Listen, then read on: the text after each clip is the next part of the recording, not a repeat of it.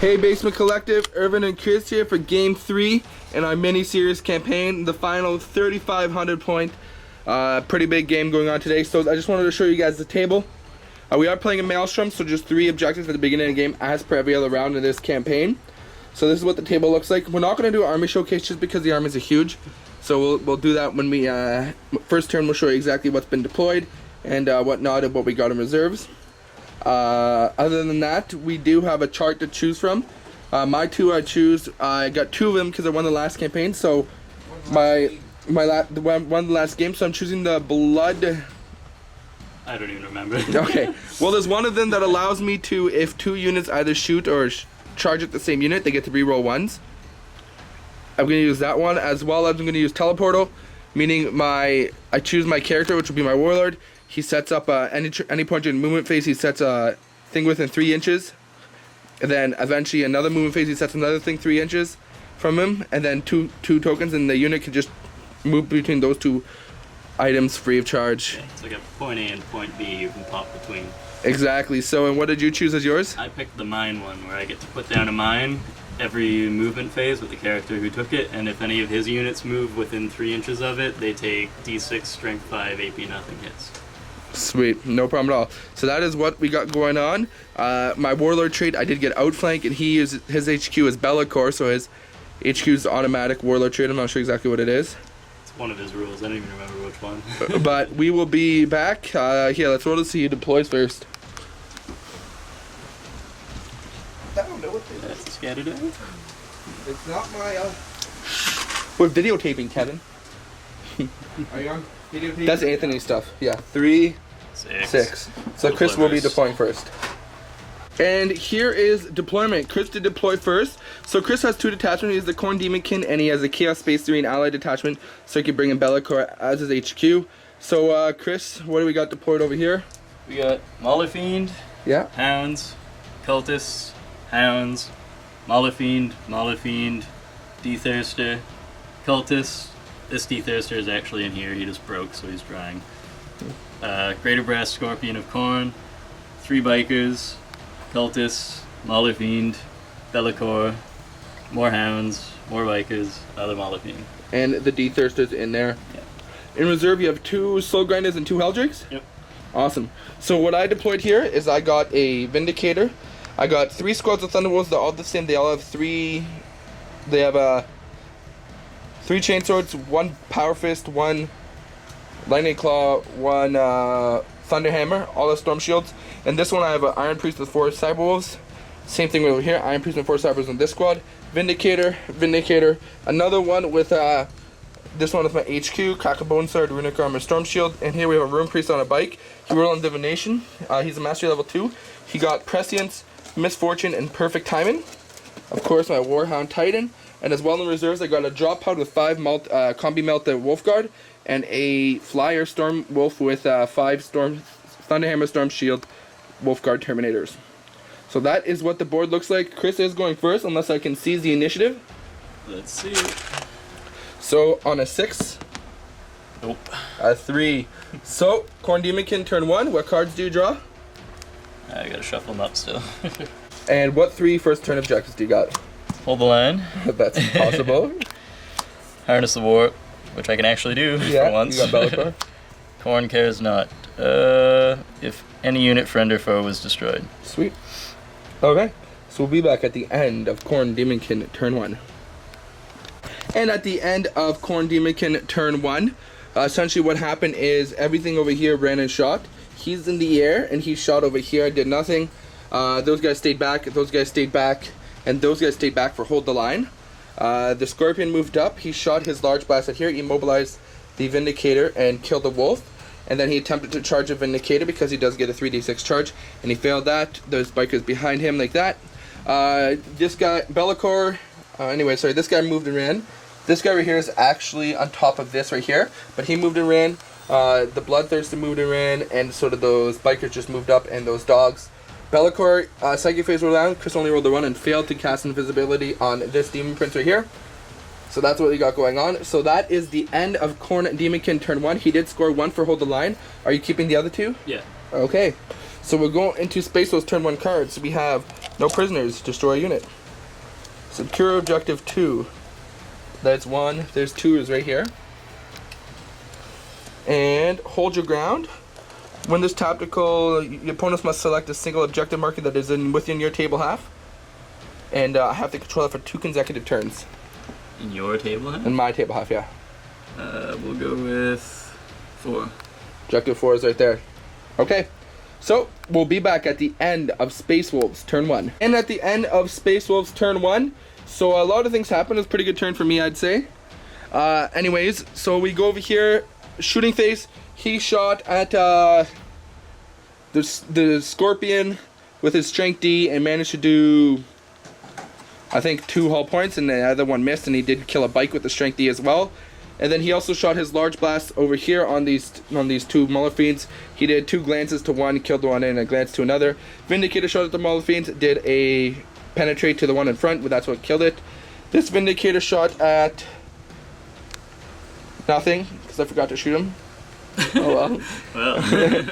Well. My guys came in over there, and they managed to do 3 wounds to the Scorpion. So that's about it. Movement phase, other than that, everybody moved up. So we go to charge phase. These guys multi-charge the Mauler Fiend and the Bloodthirster. They did whiff in their combat, so the Bloodthirster was left with 2 wounds. These guys charged the Blast Scorpion, managed to finish him what he had left. And these guys charged a Mauler Fiend. The Mauler Fiend did manage to kill 1 there. As well, this Bloodthirster managed to kill 1 as well. So 1.5. So that's what the board state looks like. On my turn, I did kill 5 units because that bike squad that took a wound ran away. So unfortunately, that I killed 5 wounds. If I would have killed him, that would have been my 6. I would have got D3 plus 3 for no prisoners. So I'm going to get just D3 for no prisoners. 1. And I secure objective 2. And I'm going to toss hold your ground. Actually, I have to have objective 4, you said, right? I'll keep hold your ground. That'll give me 2 victory points actually. So we'll go into Khorne Demonkin turn 2. So you have Harness the Warp and you have Khorne Cares Not. And Hungry for Glory. You have the issue challenge.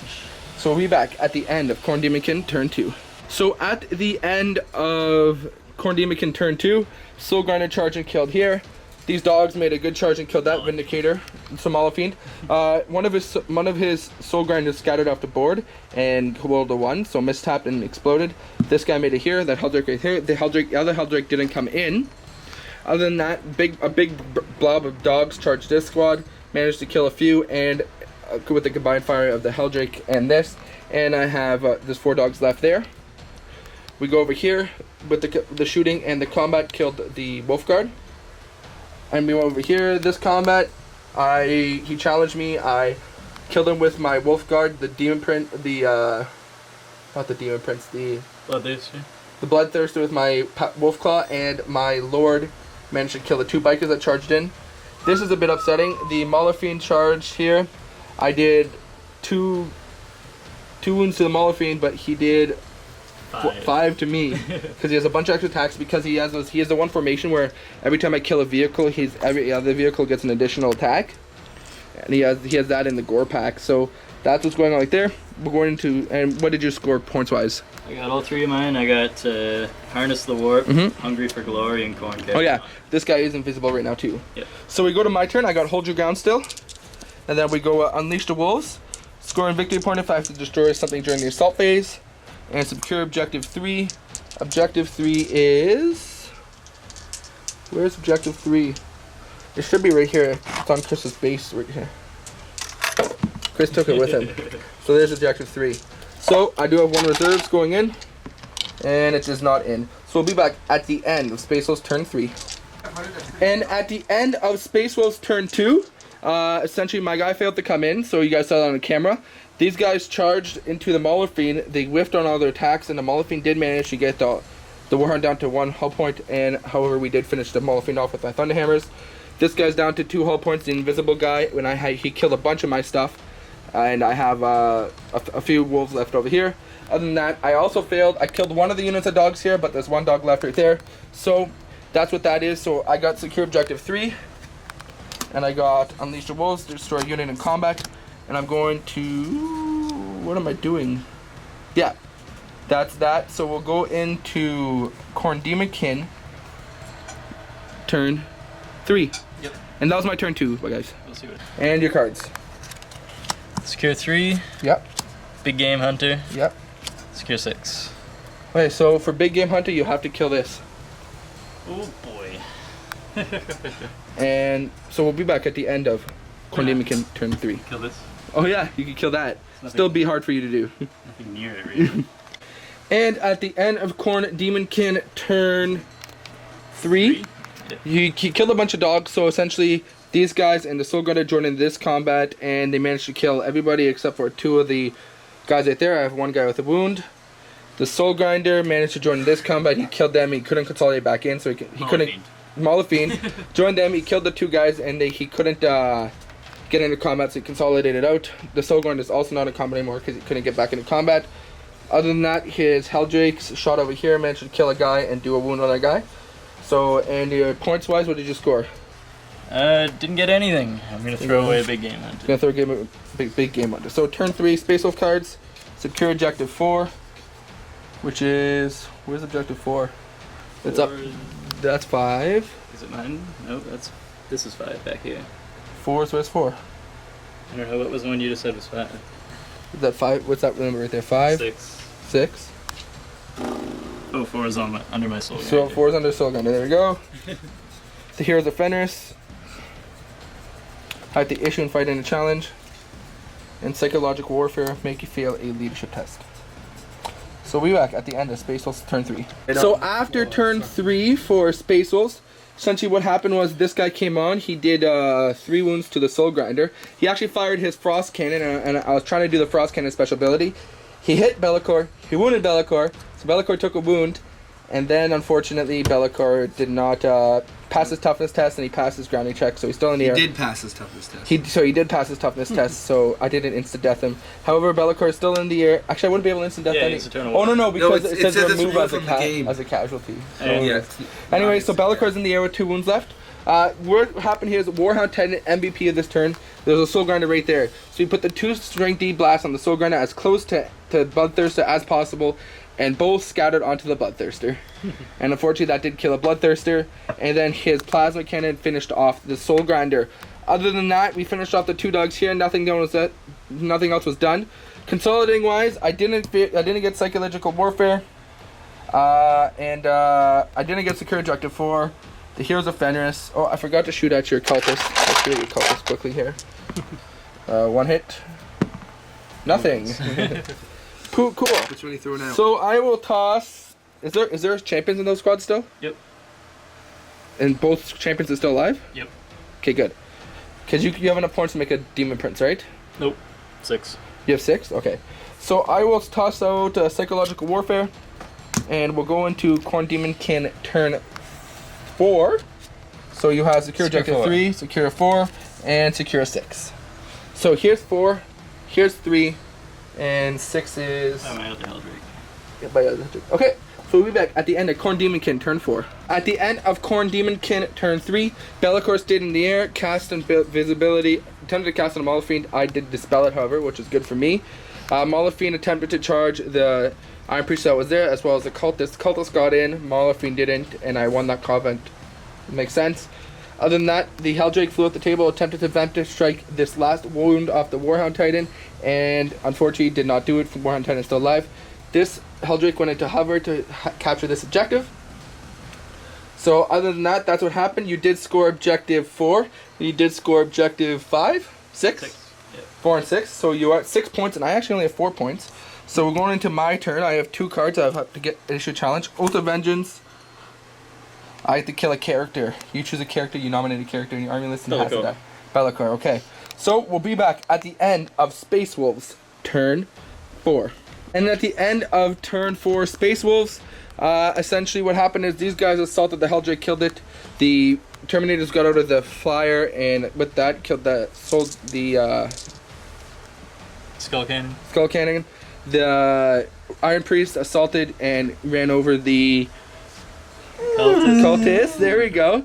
My Warhound Titan did cross table shots at the last squad of cultists, and here I know that's Chris's dead pile, but I killed everything but 2, so there's 2 cultists left there. So on my turn, I did issue a challenge because I was my lord, so I scored that. And I scored objective 4. And I'm going to toss Oath of Vengeance. So that puts me 6-6. Tied, going into Chris's turn 5. So Chris, what objective cards you get? Altar of Gore. I have to destroy one of your units that's controlling an objective marker. So there's a couple of those, but I don't think I'm going to be doing it.